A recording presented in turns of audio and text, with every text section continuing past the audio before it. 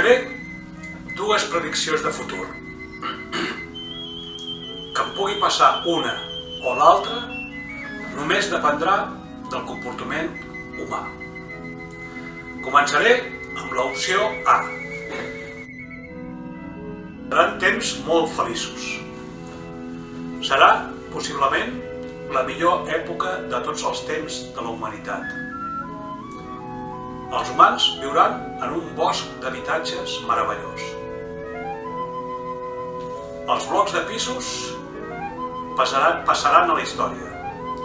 Es convertiran en arbres d'habitatges. Amb el seu tronc, les branques i les fulles de cada branca. Els habitatges seran les fulles.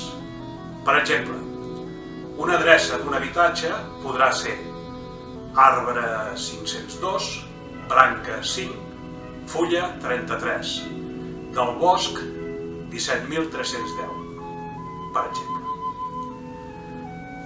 Les fulles d'habitatge mantindran la mateixa temperatura tot l'any i l'arbre serà autosuficient en la generació d'energia. Els carrers i les carreteres desapareixeran. En els boscos, entre els arbres, hi haurà caminets i corriols, amb sotabosc i jardins, només per passejar. Tot serà verd i frondós. No hi haurà cap vehicle rodat. Els robots voladors faran tots els desplaçaments. No caldrà preocupar-se per al menjar. Els robots el portaran a cada fulla. Els humans viuran en boscos d'habitatges verds, amables, segurs i sostenibles, i seran feliços. Ara explicaré l'opció B. Farà molta calor. A l'exterior serà un infern. Els pocs humans que quedaran es refugiaran en coves o en túnels sota terra. Només podran sortir-ne de nit. No tindran ni llum, ni aigua, ni vàter, ni res de res.